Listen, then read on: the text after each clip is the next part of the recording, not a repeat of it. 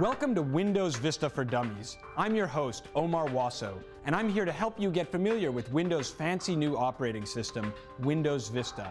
Microsoft releases a new version of Windows every few years.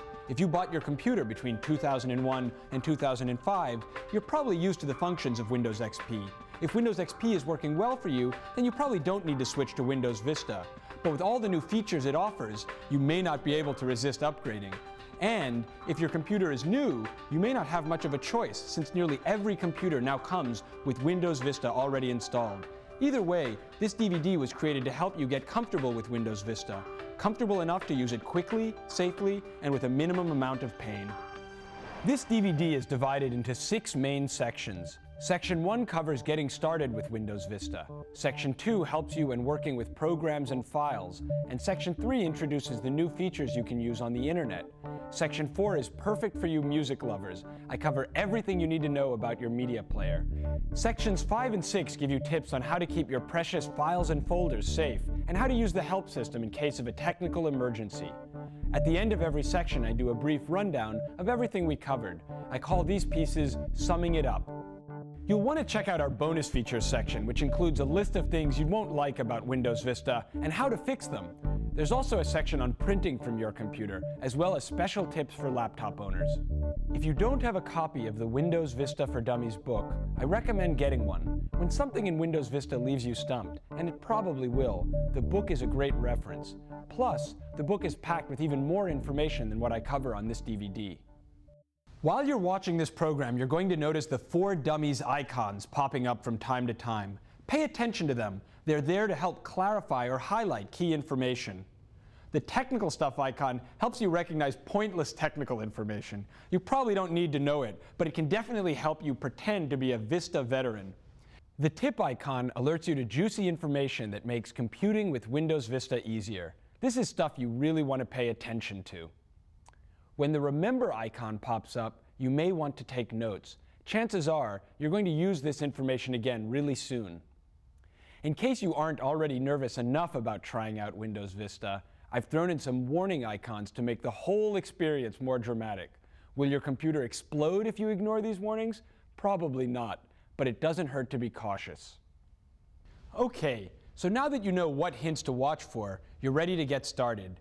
You'll want to be in front of your computer or grab a pen and paper, or both. Here we go with Windows Vista.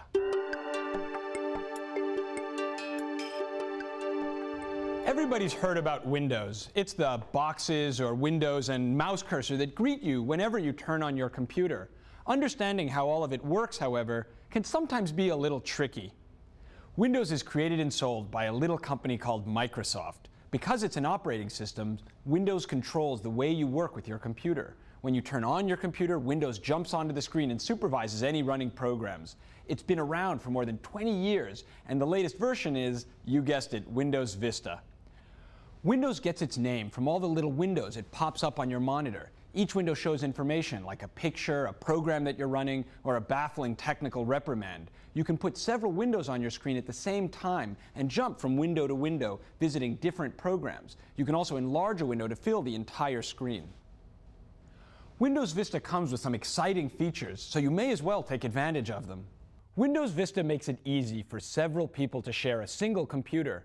Each person receives a personal user account. When users click their names on the Windows welcome screen, they see their own work, just the way they left it.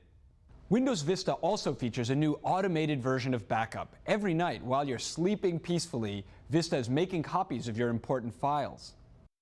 The next feature is a definite improvement from Windows XP. In the past, searching for a file could take several minutes on a crowded hard drive. Vista is constantly updating an index of every word on your hard drive, and it automatically remembers your file's locations. If you search for a document mentioning celery, for example, Vista saves the results in a new search folder. Then, whenever you create new documents that mention celery, Vista automatically drops them into that folder. Vista also places a search box everywhere you could possibly need it. On the Start menu, above every folder, in the Help and Support window, and in a few other key spots. Windows Vista also comes with a new, improved security system. For example, Vista's built-in Windows Defender program constantly searches your PC for any spyware, small programs that spy on your activities, often showing you pop-up ads and slowing down your PC in the process. Microsoft constantly trains Windows Defender to recognize and squash the newest breeds of spyware.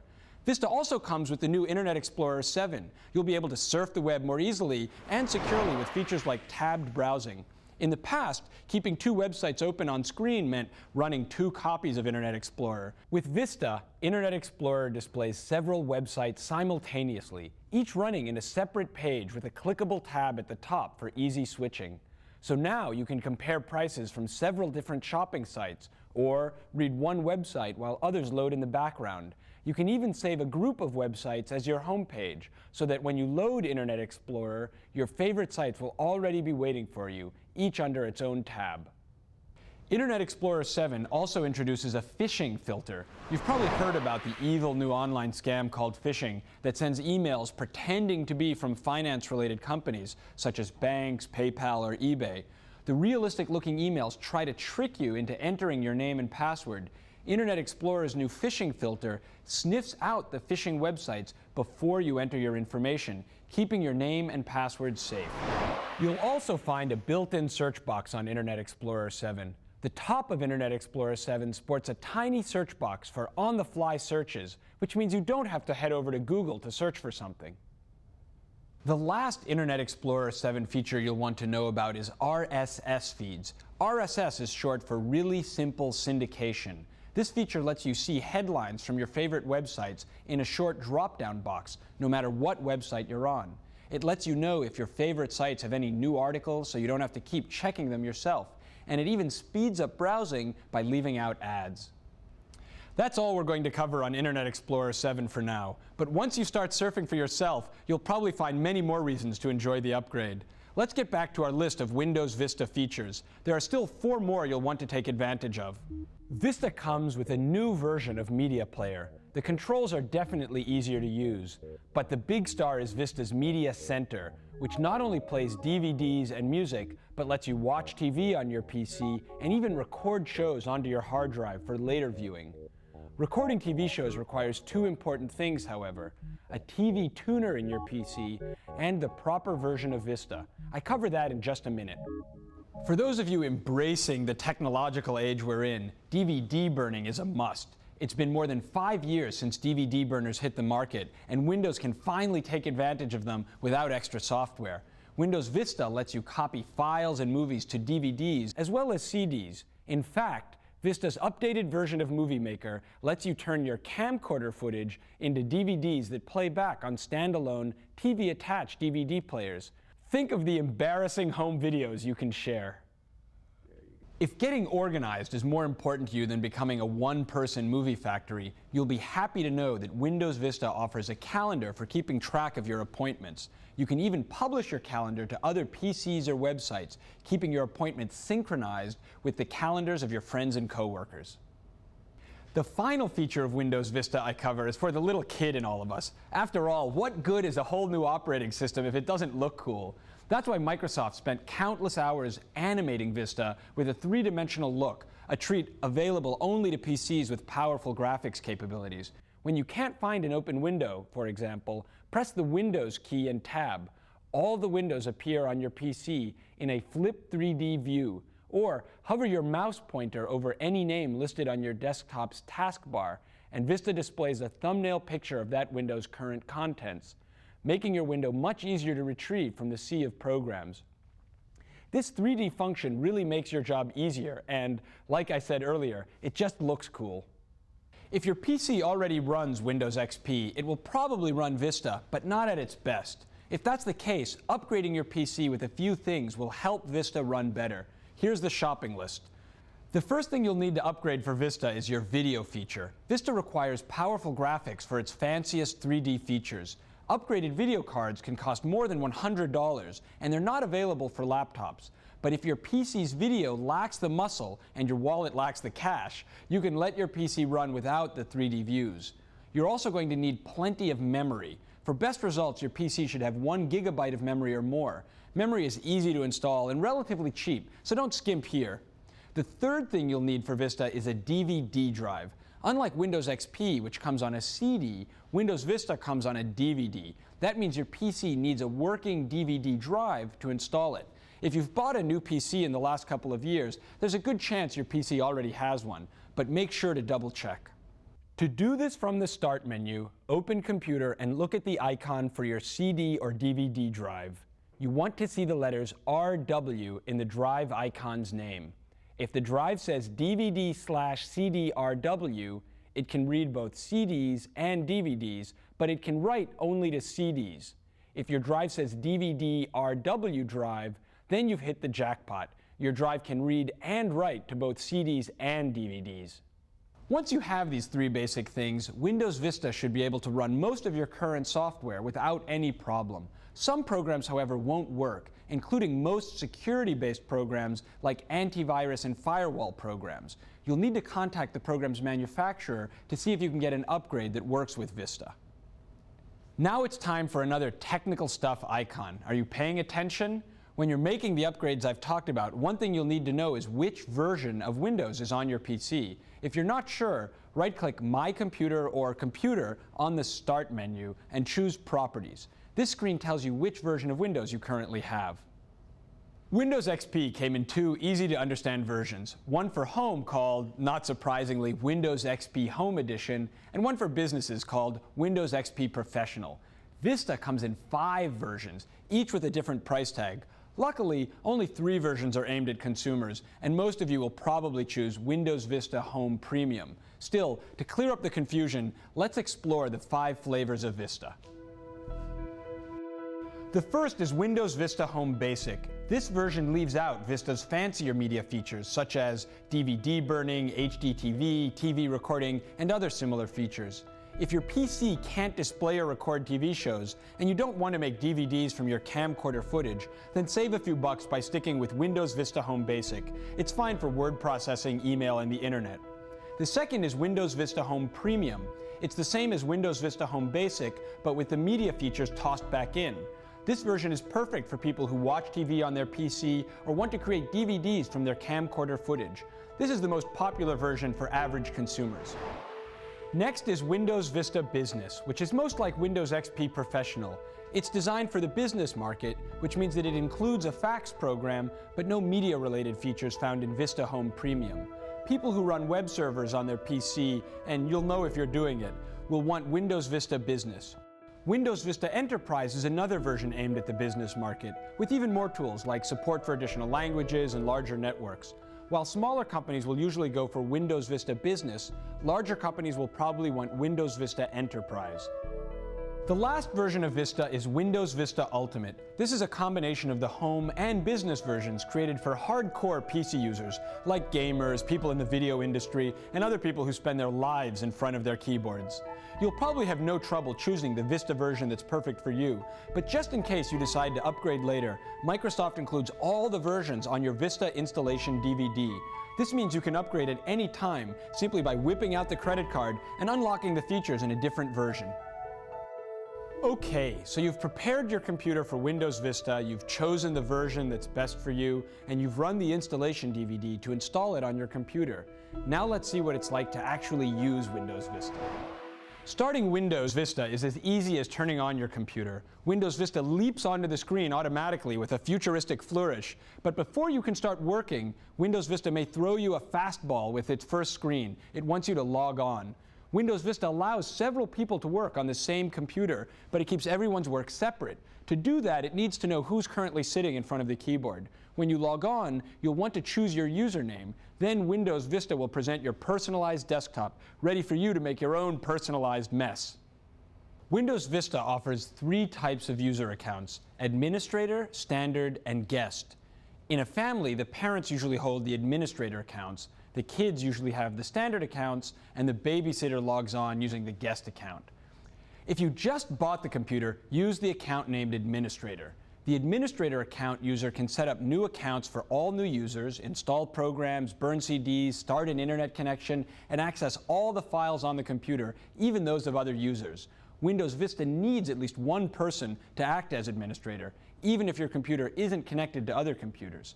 Standard accounts can use most of the computer, but they can't make any big changes to it. They can't install programs, for example, but they can still run them. Guests can use the computer, but the computer doesn't recognize them by name. Guest accounts function much like standard accounts, but with no privacy. Anybody can log on with the guest account, and the desktop will look the way the last guest left it. Although you may turn your desktop into a mess, it's your own mess. When you return to the computer, your letters will be just as you saved them. Jerry hasn't accidentally deleted your files or folders while playing widget squash. Tina's desktop contains links to her favorite websites, and all of Jim's Beethoven MP3s stay in his own personalized music folder. Let's say you're an administrator and you want to create a standard user account for everyone who's sharing your computer. Here's what you need to do. First, click the Start menu, choose Control Panel, and choose Add or Remove User Accounts from the User Accounts and Family Safety area. Next, you'll choose whether to add or change an account. If you click Create a New Account, Windows lets you choose between creating a standard or administrator account. Choose Standard User unless you have an important reason to create another administrator account. Type a name for the new account and click Create Account to finish. It's that simple. Switching between users is also pretty simple. While holding down the Windows key, it's usually between your keyboard's Control and Alt keys, press the letter L. The Switch User button appears, letting you switch over to another user. With all this user switching, you may forget whose account you're actually using. To check, open the Start menu. The current account holder's name appears at the top of the menu. Also, Vista's opening screen lists the words Logged On beneath the picture of every user who's currently logged on. Because switching between users is so easy, you'll probably want to protect your account with a password. To set up or change your password, follow these steps. First, click the Start button. Then click Control Panel, click User Accounts and Family Safety, and then choose Change Your Windows Password. Once you've chosen a password that will be easy for you to remember, click the Create Password button. Okay, now the important stuff. Here's a tip to help you change the dorky picture Windows automatically assigns to your user account. Click the Start button and click your picture at the top. When the User Accounts window appears, click the Change Your Picture option. Vista offers you the option of choosing from its current stock or selecting Browse for More Pictures. When you choose to browse for more pictures, a new window appears, this time showing the contents of your Pictures folder. Click the picture you want and choose Open. Vista will start using the picture you've chosen. Okay, so you're now officially a user and you're ready to enter the world of Windows Vista. The first stop on your journey is the Welcome Center. The Welcome Center is full of many interesting buttons. View Your Computer Details lists technical details about your PC, like its particular version of Vista, as well as your PC's processor, memory, and video adapter, and other really exciting stuff. If you're ready to surf and check email, you'll want to use Connect to the Internet. This introduces Vista to your internet connection.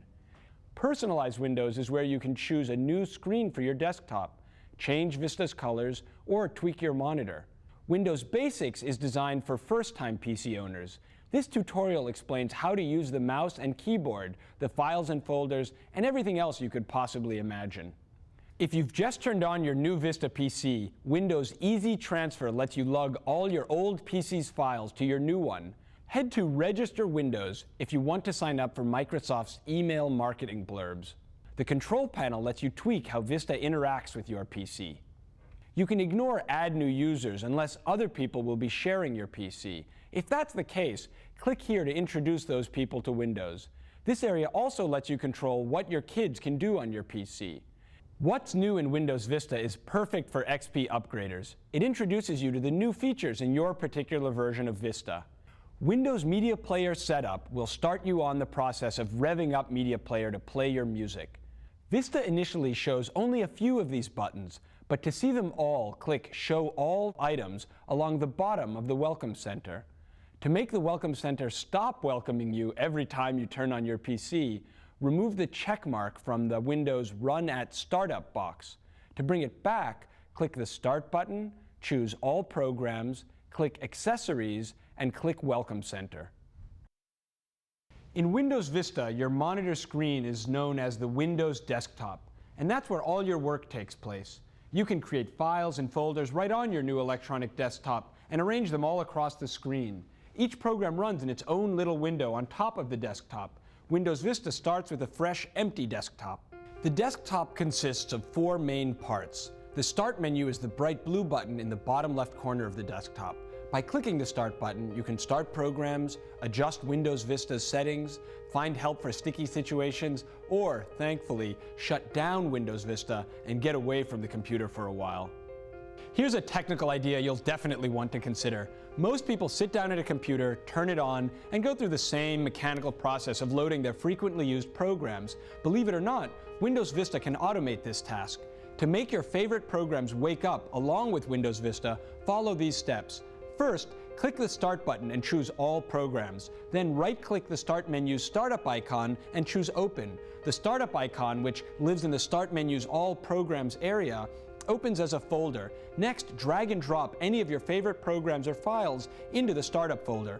Windows Vista automatically places shortcuts to those programs inside the Startup folder. Close the Startup folder. Now, whenever you turn on your PC and log on to your user account, Vista automatically loads those programs or files so that they'll be waiting for you. Let's move on to the taskbar. The taskbar hangs out along the desktop's bottom edge. It lists all the programs and files you're currently working on. From the taskbar, you can perform powerful magic on your open windows. To play with a program listed on the taskbar, click the program's name. The window comes to the front of other open windows, ready for action. To close a window listed on the taskbar, right-click its name and choose Close from the pop-up menu that appears. The program quits just as if you'd chosen its exit command from within its own window. If the taskbar keeps hiding below the screen's bottom edge, point the mouse at the screen's bottom edge until the taskbar surfaces. Then, right-click the taskbar, choose Properties, and remove the checkmark from Auto Hide the Taskbar. Next up is the sidebar. The sidebar is Windows Vista's desktop newcomer. People who can afford enormous monitors love Vista's new sidebar. If you have a small monitor, however, you may think it's a waste of space.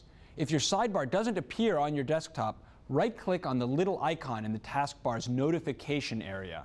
It's the area next to your desktop's clock. Then choose Show Sidebar. The sidebar should then appear on your desktop's right edge, ready to offer all kinds of customized gadgets like weather forecasts, search boxes, and Sudoku games. To see Windows Vista's collection of built-in gadgets, click the little plus sign near the sidebar's edge.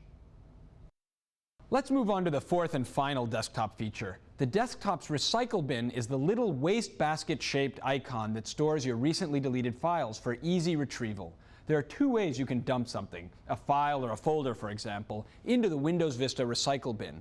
The first way is to simply right-click on it and choose Delete from the menu. The second and faster way is to click on the unwanted object and tap your keyboard's Delete key. So, what if you want something back? Double-click the recycle bin icon to see your deleted items. Right-click the item you want and choose Restore. The handy little recycle bin returns your precious item to the same spot from which you deleted it.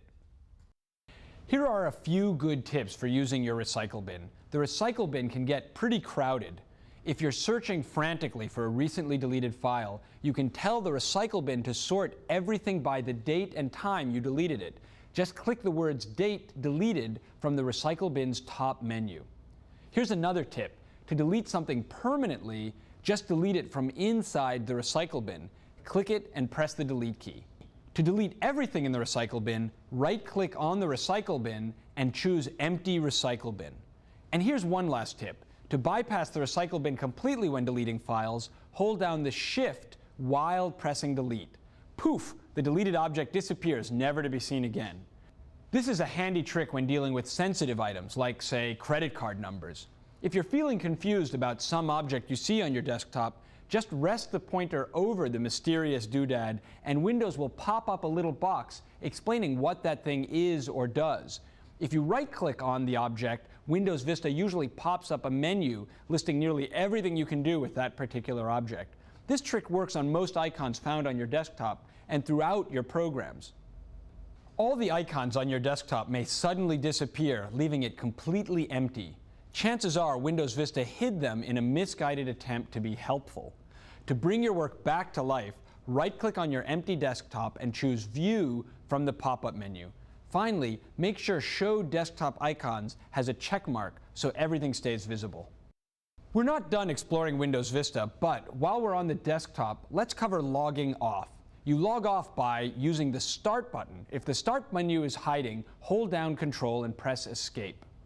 You want one of the two buttons resting at the bottom of the Start menu.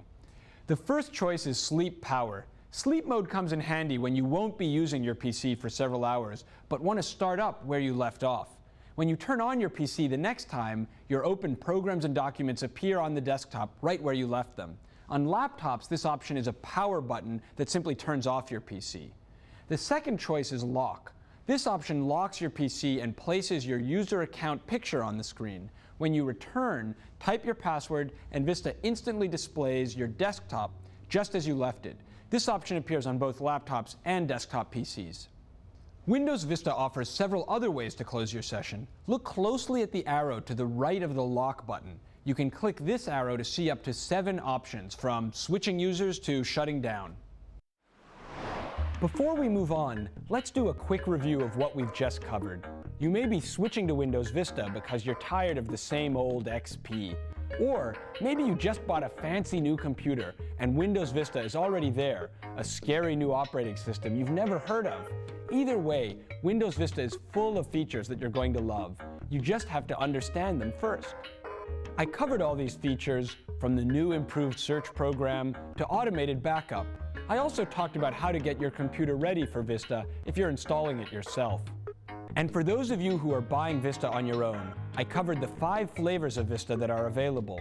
Based on your needs, you should be able to decide which one is best for you. I talked about how Vista will look the first time you turn it on. The first step is setting up your user accounts, making sure to consider how much access you'd like others to have to your computer. Once you're logged in, you'll want to spend some time exploring what's on your screen, starting with the Welcome Center. The taskbar and sidebar are also full of features you'll want to take advantage of, so make sure to check them out too. And if there's one thing Vista has plenty of, it's choices. There are countless ways to do just about anything, and logging off is no exception. With 7 different options, all you have to do is choose what works for you.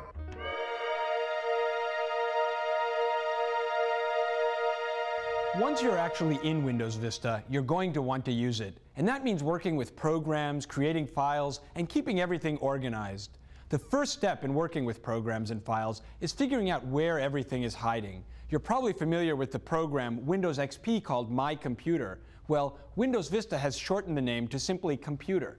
Remember the good old days of heavy, clunky file cabinets? Well, if you click the little computer icon from the Start menu and start poking around inside your new PC, that old filing cabinet reappears. Folders, with even more folders stuffed inside of them, still rule the world. To see your own computer's file cabinets, called drives, click the Start menu and click the word Computer. Here are the basic sections you will see. The navigation pane, which is that strip along the left side of most windows, lists shortcuts to folders carrying your most valuable computerized possessions, like your documents, pictures, and music folders.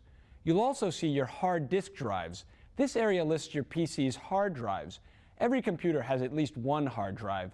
Double-clicking a hard drive icon will display its files and folders, but probably won't give you much useful information. Instead of probing your hard drive, open your Start menu to find and start programs. Next is devices with removable storage. This area shows detachable storage gadgetry that's attached to your computer, like CD and DVD drives, memory sticks, and digital cameras. If you plug in a digital camcorder, cell phone, or other gadget to your PC, the computer window sprouts a new icon representing your gadget.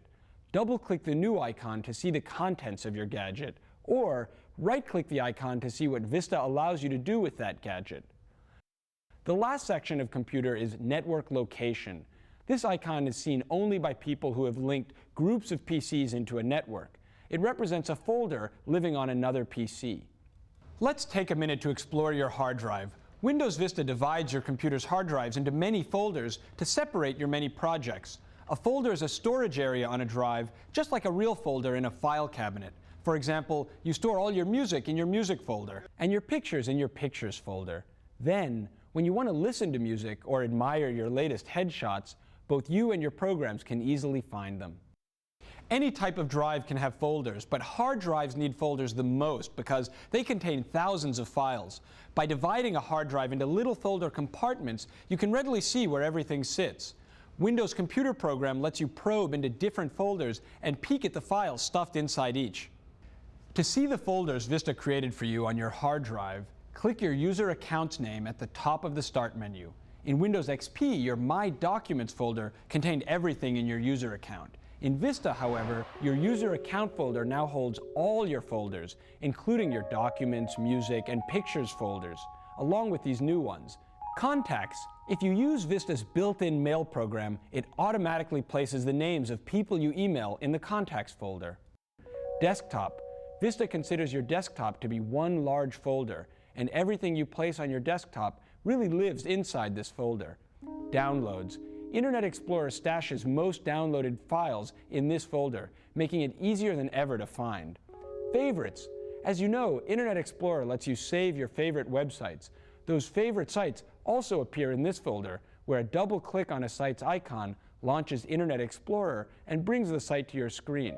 Links. This folder lists all the places listed on Vista's navigation pane, which appears along the left side of most folders. Saved games. If you ever save a game of chess, Free Cell, or any of Vista's many other games, you can find it here.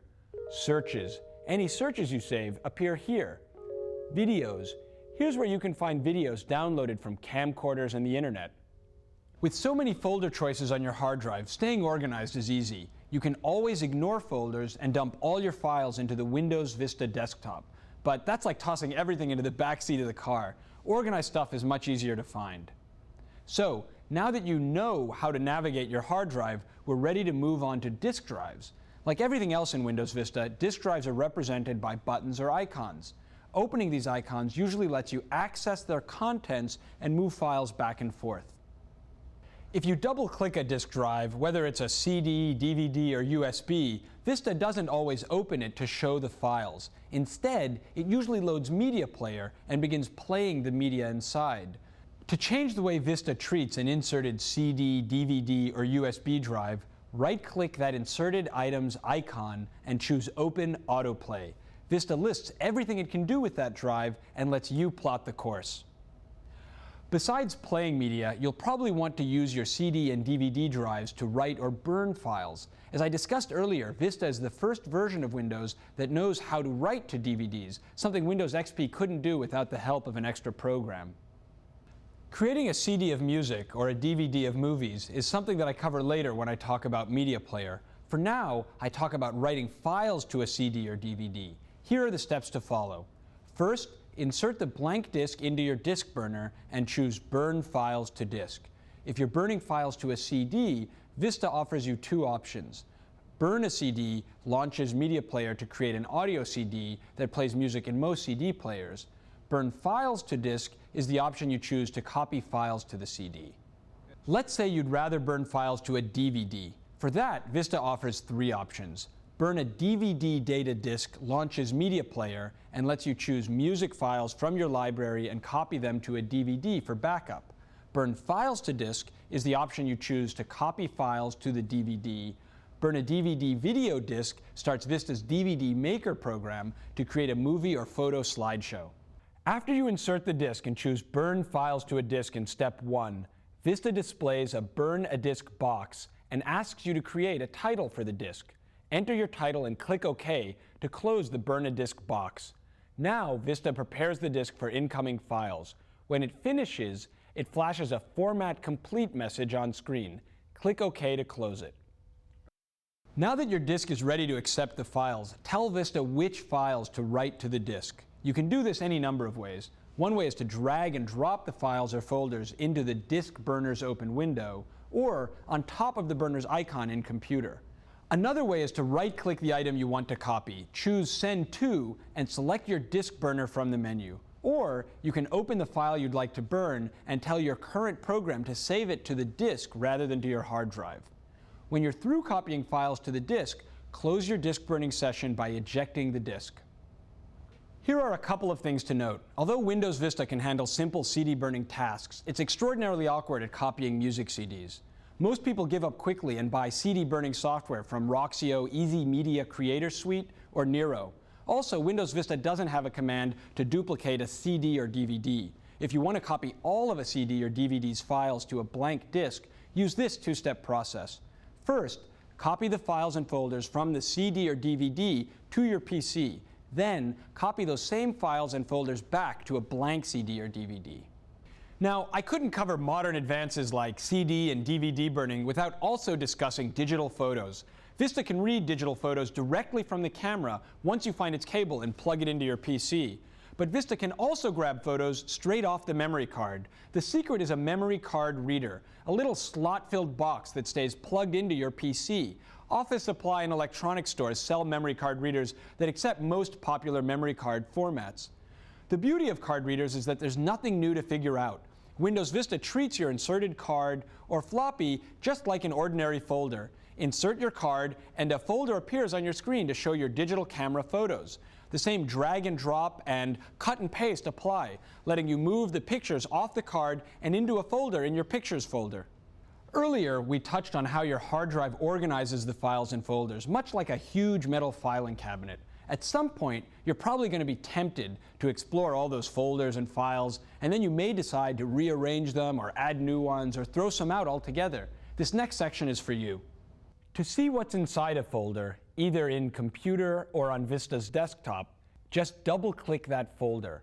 A new window pops up showing that folder's contents. Spot another folder inside that folder? Double-click that one to see what's inside. Keep clicking until you find what you want to reach or a dead end. If you do reach a dead end or mistakenly end up in the wrong folder, back your way out as if you're browsing the web. Click the back arrow at the window's top left corner. If you keep clicking the back arrow, you end up right where you started. To store new information in a file cabinet, you grab a manila folder, scroll a name across the top, and start stuffing it with information. To store new information in Windows Vista, you create a new folder, think up a name for the new folder, and then start stuffing it with files. To create a new folder quickly, right-click inside your folder and choose New. The all-powerful right-click shoots a menu out the side. Choose Folder, and a new folder appears inside the folder, waiting for you to type a new name. Save the new name by either pressing Enter or clicking somewhere away from the name you've just typed. To rename a folder or file, just right-click on the icon and choose Rename from the menu that pops up. Windows highlights the file's old name, which disappears as you begin typing the new one. Press Enter or click the desktop when you're through, and you're finished. To rename large groups of files simultaneously, select them all, right-click on the first one, and choose Rename. Type in the new name and press Enter. Windows Vista renames that file. It also renames all the other files to the new name, adding a number as it goes, like cat, cat2, cat3, and so on. The time will come when you'll want to move a bunch of files into one folder or a bunch of folders somewhere new. To select several files and folders, hold down the Control key while you click the names or icons for the files and folders. Each name or icon stays highlighted when you click the next one. To gather several files or folders sitting next to each other in a list, click the first one, then hold down the Shift key as you click the last one. Those two items are highlighted along with every file and folder sitting between them. Sooner or later, you'll want to delete a file that's not important anymore. To delete a file or folder, right-click on its name, then choose Delete from the pop-up menu. This surprisingly simple trick works for files, folders, shortcuts, and just about everything else in Windows. At some point, you'll want to copy or move files and folders. To copy or move files to different folders on your hard drive, using your mouse is sometimes the easiest way. You can just drag them there. Always drag icons while holding down the right mouse button. When dragging and dropping takes too much work, right-click on a file or folder and choose Cut or Copy, depending on whether you want to move or copy it. Then right-click on your destination folder and choose Paste. When it comes to our files and folders, some of us are nosier than others. If you want to see all the hidden information on your files and folders, right-click on the item and choose Properties from the pop-up menu. Normally, all these details remain hidden unless you complete this step, but a folder can display the details of all your files simultaneously, which is handy for quick searches. To see them, click the folder's View menu and select Details. Okay, we've talked about drives, files, and folders in Windows Vista. Now, are you ready to have a little fun with programs and documents? In Windows, programs are your tools. They let you add numbers, arrange words, and shoot spaceships. Documents are the things you create with programs: tax forms, heartfelt apologies, and term papers. By now, you're already familiar with the Start button on your desktop. Clicking the Start button presents the Start menu, the launching pad for your programs. If you don't see the program you need right away, click All Programs near the bottom of the Start menu. When you spot your program, click its name. The program opens onto the desktop, ready for work. If your program doesn't seem to be living on the Start menu, right-click on your desktop, choose New, select the type of document you want to create. Windows Vista loads the right program for the job. When it comes to opening a document, all Windows programs load their documents exactly the same way. First, you click the word File or this icon on any program's menu bar. Then, when the File menu drops down, click Open. Check out the list of documents inside the Open box, point at your desired document, click the mouse, and click the Open button. The program opens the file and displays it on the screen. That's the long way. To speed things up, double-click a desired file's name. It will open immediately. The same Save command appears in all Windows Vista programs, no matter what programmer wrote them. Click File or this icon from the top menu, choose Save, and save your documents in your Documents folder or to your desktop for easy retrieval later. Most programs can save files directly to a CD. Choose Save from the File menu and choose your CD burner. Put a CD into your CD writing drive to start the process. Even though you can save files to any folder, CD, or even a memory card, they are much easier to find down the road when they're in the Documents folder. Make sure to save a copy of them there too. Double-clicking a document usually brings up the correct program, but when the wrong program suddenly begins opening your documents, here's how to make the right program open it instead. Right-click the file and select Open With from the pop-up menu. Click Choose Default Program and select the program you want to use to open the file. Click the Always Use the Selected Program to Open This Kind of File checkbox and click OK. So, what do you do when your computer says it can't find any program to open your file? Let's say you know which program you'd like to use. On the error message that pops up, choose the second option, Select the Program from a list. This will let you choose your program and click OK to open the file. If you have no idea which program should open your mystery file, choose the Use the Web Service to find the correct program button and click OK. Windows will search the internet for the right program. If you're lucky, Internet Explorer displays a Microsoft website. There, Microsoft identifies your file, describes its contents, and suggests a website for downloading a capable program. You can visit the website Microsoft suggests, download and install the program, and you've solved the problem. If you can't find any program that lets you open your file, you're simply stuck. Contact the people who gave you that file and ask them what program you need to open it. We've pretty much established that your computer is basically a never-ending filing cabinet full of countless files and folders. If you're tired of clicking and digging to find your favorite program, folder, disk drive, or document, you're no doubt itching to create a shortcut. Because a shortcut is just a push button that launches something else, you can move, delete, and copy it without harming the original. Shortcuts are safe, convenient, and easy to create, and they're easy to tell apart from the original because they have a little arrow lodged in their bottom left corner. Here are instructions for creating shortcuts to various destinations. To create a shortcut to a folder or document, right-click on the folder or document, choose Send To, and select the desktop, Create Shortcut option. When the shortcut appears on your desktop, drag and drop it to a handy place. To create a shortcut to your favorite website, look for the little icon in front of the website's address in Internet Explorer's address bar. Drag and drop that little icon to your desktop or any place else. To create a shortcut to anything on your Start menu, right-click on the object and choose Copy. Then right-click where you want the shortcut to appear and choose Paste Shortcut. To create a shortcut to a disk drive, open Computer from the Start menu, right-click on the drive you want, and choose Create Shortcut.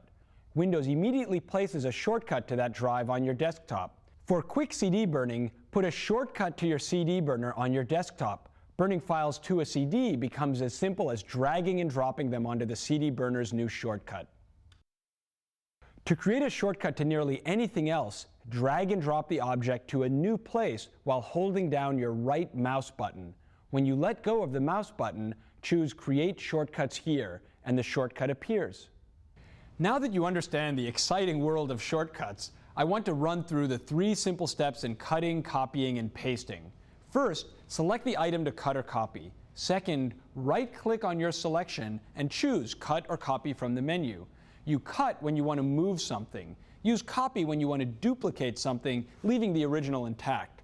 Third, right-click on the item's destination and choose Paste. You can right-click inside a document, folder, or nearly any other place. It's as easy as 1, 2, 3. Sooner or later, you're going to find yourself searching for a document or file or program that has mysteriously disappeared. Luckily, Windows Vista has come up with several ways to help. The desktop has an annoying habit of stacking everything on top of each other. The window on top is easy to spot, but how do you reach the windows lying beneath it? If you can see any part of a buried window's edge or corner, a well-placed click will bring it to the top. When your window is completely buried, you need to use the desktop's taskbar. You can click your missing window's name on the taskbar to bring it back to the top. If your window is still missing, try Vista's fancy new Flip 3D view by holding down the Windows key and pressing Tab. Vista does a magician's shuffle with your windows, letting you see them hanging in the air. While holding down the Windows key, keep pressing Tab and rolling your mouse's scroll wheel until your lost window rises to the front of the pack. Let go of the Windows key to place that window at the top of your desktop. If you're convinced a window is open but still can't find it, right-click the taskbar along the desktop's bottom and choose Show Windows Side by Side from the menu. This will spread your windows across your desktop, making them easier to view. Just like the windows on your desktop, files can go missing sometimes. Luckily, Vista took a tip from internet search engines and created an index of your PC's main files. To find your missing file, open the Start menu and click in the search box along the Start menu's bottom. Start typing the first few letters of a word, name, or phrase that appears somewhere inside the file you're looking for. As soon as you start typing, Vista's Start menu begins listing matches. With each letter you type, Vista whittles down the list. After you type enough letters, your lost document floats alone to the top of the list, ready to be opened with a double click.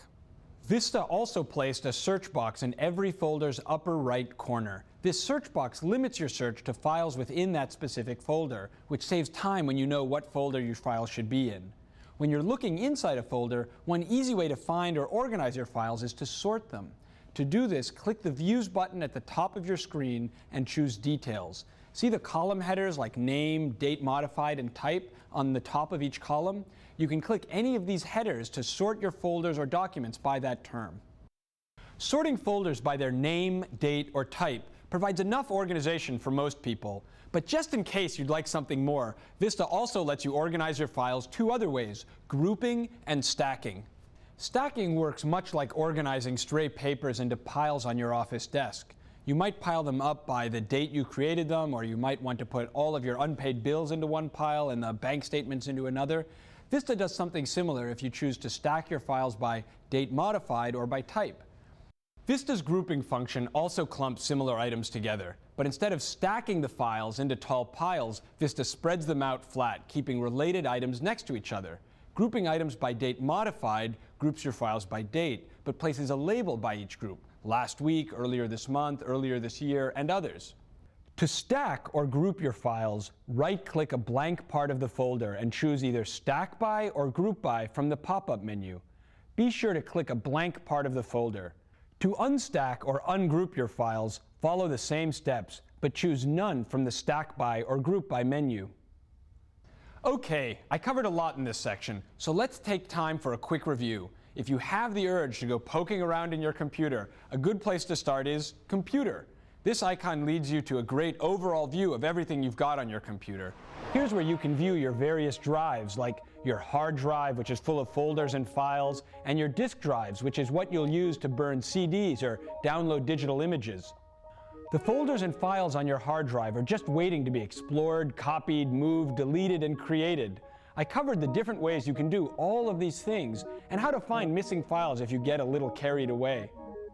Another important topic in this section was programs and documents. You now know how to start a program, open a document, and save it when you're finished. You can also choose which program opens which documents, and if you want to save time and energy, you can create shortcuts to the files you use most. I also talked about keeping track of your files. If you happen to misplace something on your desktop, there are several ways you can find it, whether you use the taskbar or the fancy new Flip 3D view. And if you lose a file or folder somewhere else on your computer, Vista's new improved search tool will help you track it down. And finally, with the option to sort, group, and stack your files, you'll have no problem staying organized.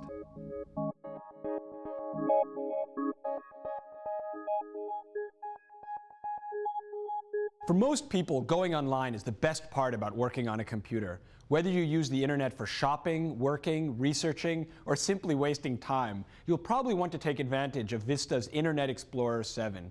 Internet Explorer comes free with Windows Vista, so many people use it out of convenience. If you don't want to stick with Internet Explorer, feel free to try other browsers. They all do pretty much the same thing, which is take you from one website to another. Windows Vista constantly looks for a working internet connection on your PC. If it finds one, either through a network or wireless hotspot, you're set. Vista passes the news along to Internet Explorer, and your PC can connect to the internet immediately. If Vista can't find the internet, though, which is a frequent occurrence with dial-up modems, the job is up to you. In this case, Vista presents you with a questionnaire and quizzes you about the details of your internet connection. Then it helps connect your computer to your ISP so that you can web surf like the best of them. To get started, you need your username, password, and access phone number. If you don't have an internet provider yet, the wizard finds you one, so grab a pencil and paper. You also need a plugged-in modem. Most new computers come with a modem. To see if your computer has one, look for telephone jacks on the back of your computer, near all the other cables. Then connect a standard phone cable between that jack and the phone jack in your wall. No matter what internet provider you use, you should receive a guide for setting up your connection and accessing the internet. This varies depending on what type of service you have. I'm going to assume that you're comfortable getting onto the internet and surfing around. If you're not, check out Chapter 8 of the Windows Vista for Dummies book, which provides a great overview of internet basics. I've already covered the new features you can expect with Internet Explorer 7, like tabbed browsing, the phishing filter, the built-in search box, and RSS feeds. What I would like to discuss, though, is how to copy something from the internet onto your computer, whether it's an entire web page, a single picture, a sound or movie, or a program. Let's start with saving a web page. When you find a web page with indispensable information, sometimes you can't resist saving a copy onto your computer. Here are the 4 steps you'll need to know. First, choose Save As from Internet Explorer's Page menu. Second, use the Browse Folders drop-down list to choose where you want to save the file. Third, choose how you want to save the page in the Save As Type box. Fourth, click the Save button, and you're done.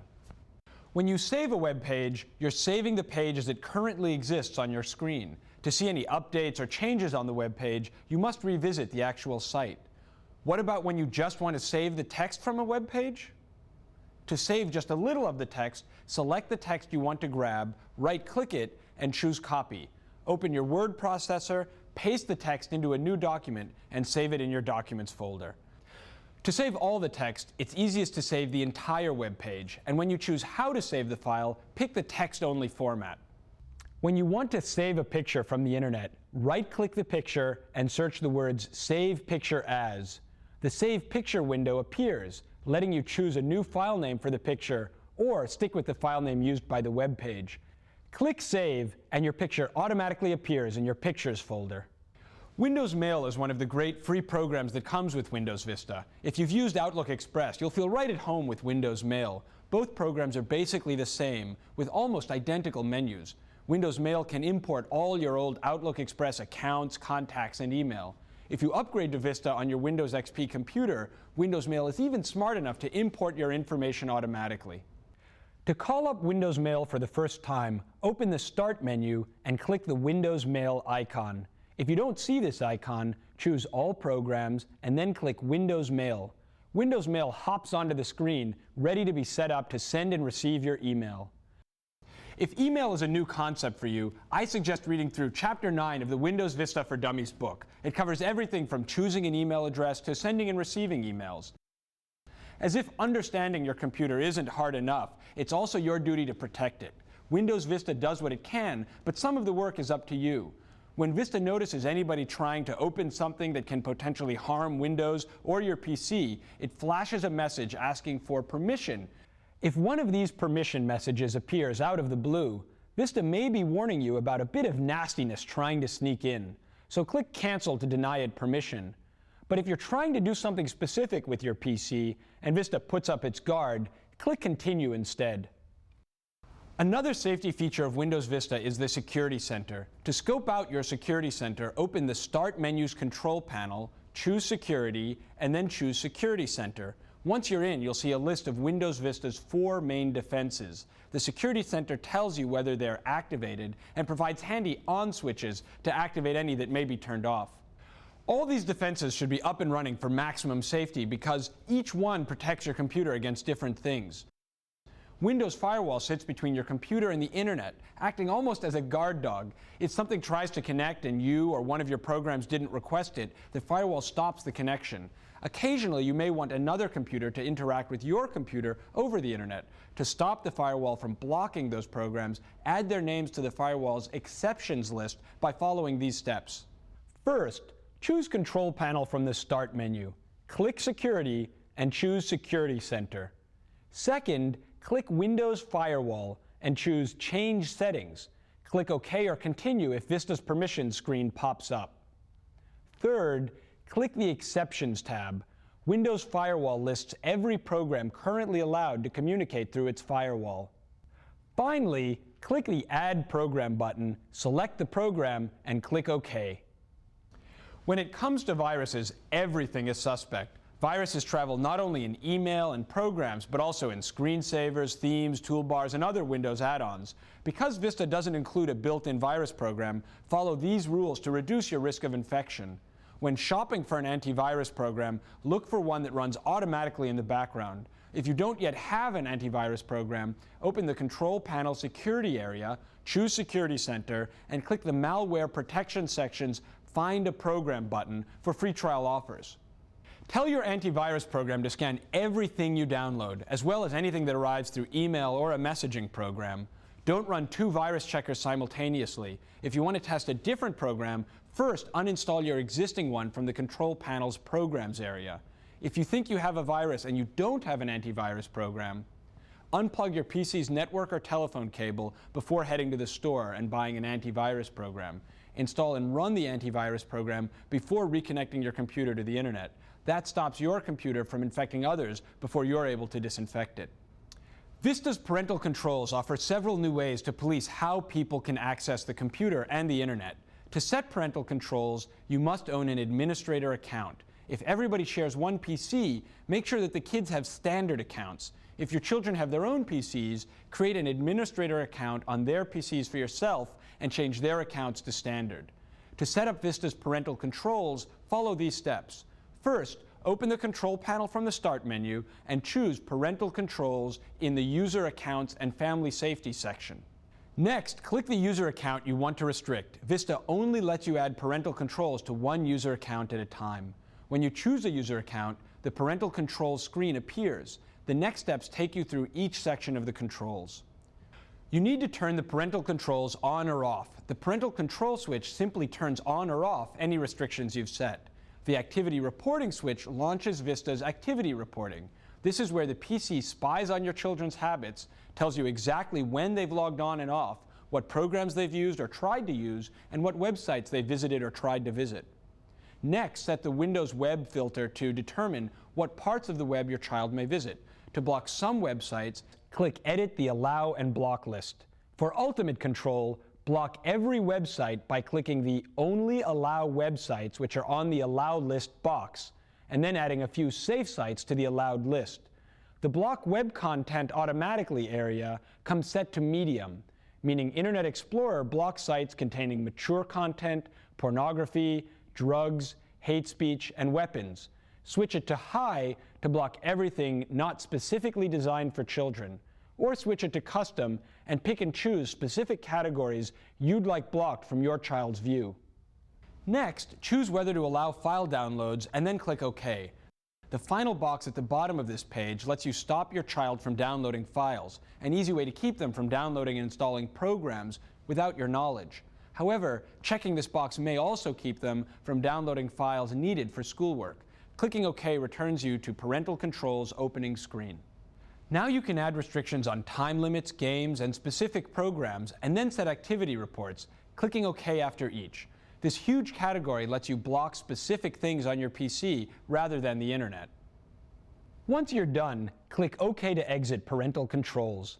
To see what your child's been up to, return to Parental Controls and choose View Activity Reports. Okay, let's review what I covered in this section. Since most of you use your computers for going online, it's important you know what your options are with Windows Vista. The internet has never looked as good as it does now, with handy new features like tabbed browsing, the phishing filter, the built-in search box, and RSS feeds. And when you see something you like online, all you have to do is save it to your computer using the steps I cover in the Saving Information from the Internet section. Another great feature is Windows Mail. Windows Vista makes it easy to set up your personal email account exactly how you want it. And for those of you who have used Outlook, Windows Mail is no problem at all. What can be a problem, however, are the countless scams and viruses out there just waiting to mess with your computer.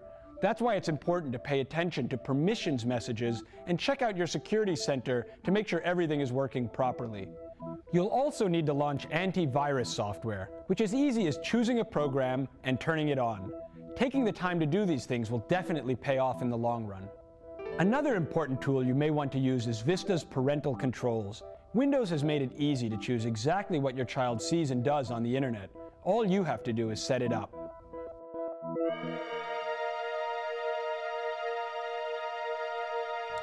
This next section is for anyone who is unfamiliar with Windows Media Player. Media Player sticks to the basics. It's great for playing CDs and DVDs, organizing your music and movie files, and sending digital music to any portable MP3 player, as long as it's not an iPod. If you're an iPod owner, you'll probably want to stick with iTunes. When you're ready to enter the world of Windows Media Player, go to the Start menu's All Programs area to open it. You can load Media Player by clicking its icon in the Quick Launch toolbar near your Start button. The first time you open Vista's Media Player, an opening screen asks how to deal with Media Player's privacy, storage, music store, and other settings. The Express option is designed for the impatient. It loads Media Player with Microsoft's chosen settings in place. Media Player sets itself up as the default player for all your music and video. It also starts downloading software for MTV's Urge music store. Choose Express if you're in a hurry, and you can always customize the settings later. The Custom option lets you fine-tune Media Player's behavior. A series of screens lets you choose the types of music and video Media Player can play, how much of your listening habits should be sent to Microsoft, and what online store you want, if any, for buying songs. Choose this option only if you have time to wade through several minutes of boring option screens. Once you begin using Media Player, the program automatically sorts through your stash of digital music, pictures, videos, and recorded TV shows and stuffs everything into a neatly organized library. If Media Player hasn't yet stocked your library with your own files, follow these simple steps. First, click the Library button and choose Add to Library from the drop-down menu. Second, tell Media Player where to search for your files. Third, click the OK button to start searching. A box appears showing Media Player's progress as it stocks your library. When it finishes, Media Player displays your music organized by any criteria you choose, like artist, album, genre, release year, song length, or rating. After you add your first batch of tunes to Media Player, the program continues to stock its library in several ways. Vista automatically updates Media Player's library whenever you add or remove files. When you insert a music CD into your CD drive, Vista offers to rip it, which means copying the CD's music to your PC. Any ripped music automatically appears in your media library. Media Player also lets you shop from Urge, Microsoft's new partner store with MTV Networks, plus 8 other stores. When you buy a song, Media Player automatically stocks its library with your latest purchase. Believe it or not, music is just one part of Media Player. It actually holds several libraries designed to showcase not only your music, but photographs, video, and recorded TV shows. To check out your different libraries, click the Library button on Media Player's taskbar and choose either music, pictures, video, recorded TV, or other. Media Player immediately begins showing items in that particular category. Playing a music CD is one of Media Player's easiest tasks. After you get past the pop-up question, that is, Windows Vista wants to know how to handle your newly inserted CD. Should it play the CD with Media Player, rip its music onto your hard drive, play it in the Media Center, open it in computer and display its files and folders? Here's the big problem with the form. The fine print reads, "Always do this" for audio CDs. No matter what option you choose, Vista will automatically make that choice the next time you insert a CD. To keep Vista from doing that, click to remove the check mark from that box, then make your choice. When you insert a DVD into your DVD drive, Media Player sends you to a window asking what it should do with it. To avoid that distraction, click the Always Do This for DVD Movies box, and then click Play DVD Video using Windows Media Player. Media Player will play the DVD immediately, usually pausing at the opening screen. Playing videos in Media Player is a lot like playing a digital song. First, switch to the Video library by choosing Video from the Library button along Media Player's top. Double-click the video you want to see and start enjoying the action. If you want to play a song listed in Media Player's library, right-click the song's name and choose Play. To play an entire album in Media Player's library, right-click the album from the library's Album Artist category and choose Play. To create a music CD with your favorite songs, you start by creating a playlist of the CD's songs, listed in the order you want to play them, then burning the playlist to a CD. A playlist is simply a list of songs or videos that play in a certain order. To create a playlist, follow these steps. Click the drop-down menu from the Media Player's Library button. Choose Create Playlist from the drop-down menu. Right-click the album or song you want and choose Add to Playlist. Or drag and drop albums and songs onto the playlist pane along Media Player's right edge. Then, fine-tune your playlist to change the order or remove songs. When you're happy with your playlist, click the Save Playlist button at the list's bottom. Type a new name in the playlist name box and press Enter. If you've created a playlist and want to make a CD of it, insert a blank CD into your CD burner and click the Burn button. Then select your previously saved playlist and click the Start Burn button. Because Media Center duplicates many of Media Player's efforts, you'll probably find Media Player's familiar controls more convenient. But if you want to give Media Center a whirl, using it to watch and record TV shows, there are some things you need to know. Neither Vista's Home Basic nor Vista's Business versions include the Media Center. In order to view or record TV shows, your PC needs its own built-in TV tuner, special circuitry that lets you view TV on a monitor and change channels. When run on a properly equipped PC, Media Center should find everything: the tuner, the signal, and the monitor. To give the program a test run, click Start, choose All Programs, and choose Windows Media Center. If Media Center doesn't find those things, you probably need a new Vista-compatible driver for your tuner card. This piece of software is downloadable from the tuner manufacturer's website. Because Media Center duplicates Media Player's functions, you probably won't find yourself using it much. It does, however, come in handy on these particular occasions. Occasion 1. Microsoft's GameBox, the Xbox 360, hooks up to a TV for playing games. But when hooked up to a network, the Xbox 360 can connect to Media Center, sharing its libraries of music, photos, and movies. Occasion 2. If your PC serves exclusively as part of your home theater, Media Center provides a nice command center. Occasion 3. If you're looking for easy-to-read menus for handling simple chores, you may prefer Media Center to Media Player. And Occasion 4. If your PC comes with a TV tuner, it probably came with software for recording and watching TV shows. If you find Media Center easier to use and more dependable, it's natural to switch. Let's take a minute to review what I covered in this section. Media Player is great for playing CDs and DVDs, organizing your music and movie files, and sending digital music to any portable MP3 player other than an iPod. The first time you use your Media Player, you'll have a chance to call the shots from how to open music files to where to shop for music online. You'll also be able to import all of the music and movie files on your computer into your media player library. From here, you can sort and organize your library however you'd like, play your media, and even make your own CDs or DVDs. And once you get sick of the music you have, Media Player helps you buy new music and movies from the wonderful world of the internet. And those of you who have the ability to access television on your computer can also use the Media Center, which is perfect for recording television or playing your favorite Xbox games.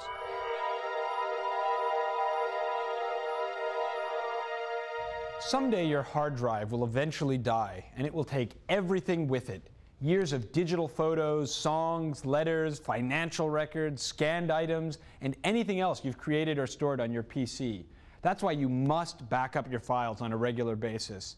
That backup copy lets you pick up the pieces gracefully when your hard drive suddenly walks off the stage. Windows Vista's solution, its bundled backup program, offers a rare combination. It's both basic and awkward to use. Before you can use Windows Vista's backup program, you need three things. Number one is a CD burner, DVD burner, or external hard drive. Windows' free backup program can write CDs and DVDs if you're willing to sit there and feed those disks to your PC. But for dependable automatic backups, nothing beats an external hard drive. Buy one that simply plugs into your computer's FireWire or USB 2.0 port. Number two is an administrator account. You must be logged onto the computer with an administrator account. Number three is Windows Vista's backup program. The backup program comes for free in every version of Windows Vista. Unfortunately, it doesn't run automatically in Windows Home Basic. You must remember to run it every evening. Once you take care of those three things, follow these steps to make your computer back up your work automatically, either monthly, weekly, or nightly. The more often, the better. First, click the Start button on your desktop. Choose All Programs, select the Maintenance category, and click Backup and Restore Center. Choose Backup Files. Now choose where to save your backup and click Next. Choose the types of files you want to back up and click Next. Be aware that even though Windows asks what types of files you want to back up, it's already selected every type of file on the list. If you have a very good reason for not backing up some of them, remove the check marks next to those files. If you don't remove any check marks, Vista backs up all the files in every user account on the PC. Next, choose how often to back up if asked, and click the Save Settings and Start Backup button. If you turn off your PC at night, choose a daytime schedule for backing up your files. Now it's time to make sure that everything worked. Repeat the first step by clicking the Start button on your desktop, choosing All Programs, selecting the Maintenance category, and clicking Backup and Restore Center. This time, choose Restore Files. Follow Vista's menus until you can browse the list of backed up files. Restore a test file to make sure that it's copied back to its original place. Here are a few important things to remember. For your computer to back up automatically each night, you must leave it turned on during the scheduled backup time. Also, Vista saves your backup in a folder named Vista in the location you choose. Don't change the backup's location, or Vista may not be able to find it again when you choose to restore it. Finally, don't be surprised if subsequent backups are faster or don't require as many CDs or DVDs. After making its first backup, Vista only backs up files that have changed since your last backup. Eventually, Vista tells you it's time for another complete backup, which will take longer. Okay, let's review what I covered in this section. It's very important that you back up your files as regularly as possible. Windows Vista has made it easy. All you need is a CD or DVD burner, administrative login rights, and the Vista backup system, which comes free with every version of Vista. With every version of Vista except Windows Home Basic, you only need to set up your backup preferences once, and the program will automatically run on its own. All you need to do is remember to load a CD and leave your computer turned on during the scheduled backup time. If you have Home Basic, you'll need to run the backup program each time. Either way, Windows Vista's backup program is an easy way to protect the files that are important to you.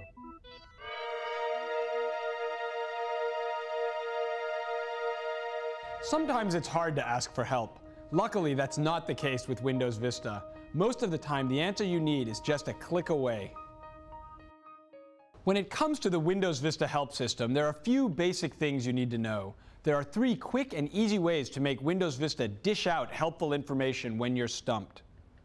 Option 1 is to press your keyboard's F1 key from within Windows or any program.